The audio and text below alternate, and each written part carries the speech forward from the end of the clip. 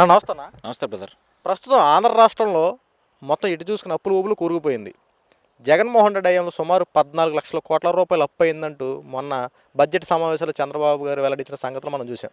అయితే ప్రస్తుతం ఇటు చూసుకుని అప్పులు ఊబులు కూరుకుపోయిన ప్రభుత్వ ఉద్యోగులకే కానీ ఈ పెన్షన్ల విషయంలో కానీ ఎక్కడ అవకతవకలు జరగకుండా ప్రతి ఒక్కరికి ఎవరికి అందాల్సిన ఈ అమౌంట్ వాళ్ళకి అందేలా ప్రభుత్వం కృషి చేస్తూ ఉంది.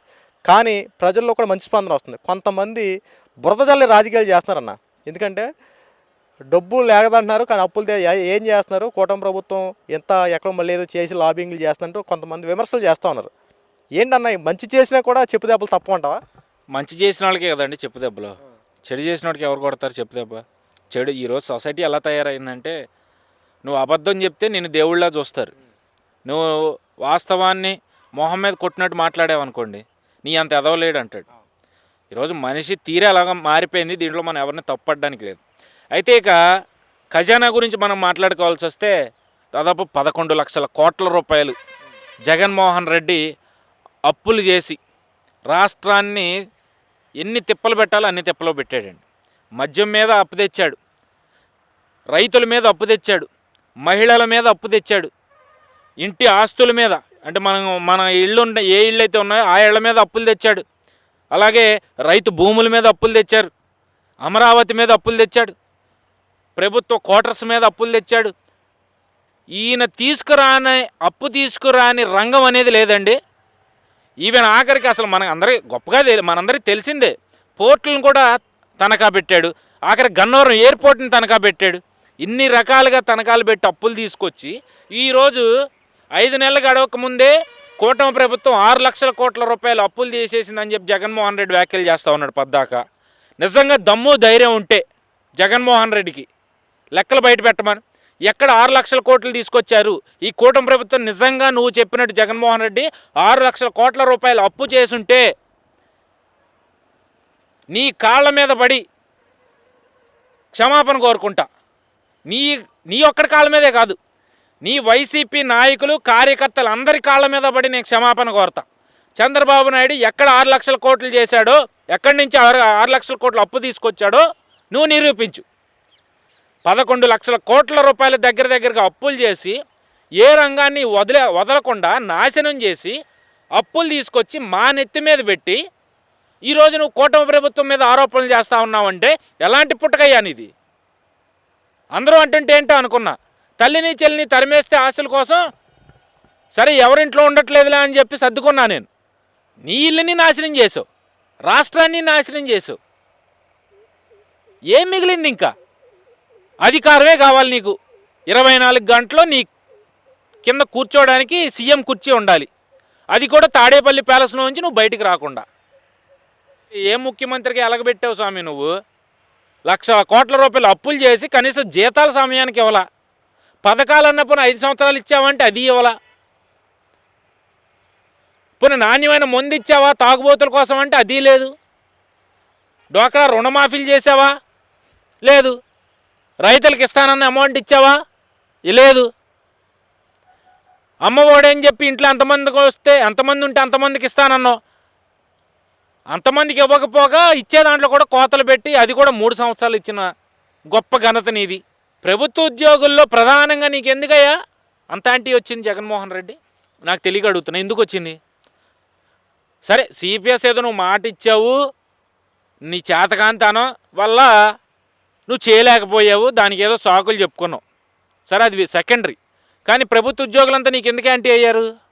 నువ్వు సరిగ్గా జీతాలు ఇవ్వలేక వాళ్ళని ఆర్థికంగా అనగదొక్కేసి వాళ్ళ జీతాలు లేదా వాళ్ళ స్టైఫండ్లను కూడా నువ్వు దారి మళ్లించేసి నీ పనికిమాలిన పథకాలకో లేదంటే నీకు కావాల్సిన వాళ్ళ అకౌంట్లకో దారి మళ్లించేసుకున్నావు. ఈరోజు కూటమి ప్రభుత్వం వచ్చి వాటన్నిటిని ఒక్కొక్కటిగా చక్కదిద్దుకుంటూ అన్నిటికన్నా ముందుగా ప్రభుత్వ ఉద్యోగులకి సమయానికి జీతం ఇవ్వాలని చెప్పి టెన్షన్గా 1వ తారీఖు వాళ్ళ అకౌంట్లో జీతాలు పడతా ఉన్నాయి. ఒక్కోసారి 30వ తారీఖునే వాళ్ళ అకౌంట్లో జీతాలు పడతా ఉన్నాయి. ఈ 5 నెలలు ఒకసారి వాళ్ళ బ్యాంక్ స్టేట్మెంట్లు చూసుకున్నా మీకు ఇదే కనపడుతుంది. నేను అబద్ధం చెప్తున్నాను అనుకుంటే. మీకు తెలిసిన ఎవరో ఒకళ్ళు ఎంప్లాయీ ఉంటారు కదా, వాళ్ళని అడగండి, వాళ్ళే చెప్తారు కదా. 1వ తారీఖు నాటికే పింఛను, ఒకవేళ 1వ తారీఖు కానీ 30వ తారీఖు కానీ ఈ 2 తారీఖుల్లో ఏదైనా ప్రభుత్వ సెలవులు ఉన్న ఆదివారాలు సెకండ్ సాటర్డేలు ఉంటే 29వ తారీఖున ఇచ్చిన రోజులు కూడా ఉన్నాయి. ఈ 5 నెలల్లో 4,000 ఇస్తా అన్నాడు. నీకులాగా పెంచుకుంటూ పోలా. మొదటి సంవత్సరం ఇచ్చాడు. అమరావతి రాజధాని నువ్వు నాశనం చేస్తే దాన్ని మళ్ళీ తిరిగి ఒక రూపం తీసుకురావడం కోసం అక్కడున్న నువ్వు నాశనం చేసిన దాన్ని అంతా కూడా క్లియర్ చేసుకుంటా, శుభ్రం చేసుకుంటా, దానికి ఒక రూపు తీసుకురావడానికి విశ్వ ప్రయత్నాలు చేస్తూ కేంద్రంతో సఖ్యతగా ఉంటూ కేంద్రం నుంచి అమరావతి రాజధానికి నిధులు తీసుకొచ్చారు. వీటితో పాటు పోలవరాన్ని నువ్వు సర్వనాశనం చేస్తే పోలవరానికి ప్రస్తుతం పెరిగిన బడ్జెట్కి అనుగుణంగా కేంద్ర ప్రభుత్వం నుంచి డబ్బులు తీసుకొచ్చారు. వీటన్నిటికంటే ముఖ్యంగా డిఎస్సి నోటిఫికేషన్కి సంబంధించి 16,327 పోస్టులకు సంబంధించి త్వరలోనే నోటిఫికేషన్ ఇవ్వబోతా ఉన్నారు. దానికి సంబంధించి ఆల్రెడీ ప్రభుత్వమే ఫ్రీగా కోచింగ్ ఇస్తున్న పరిస్థితులు రాష్ట్రంలో ప్రతి నియోజకవర్గంలోనూ ఉన్నాయి.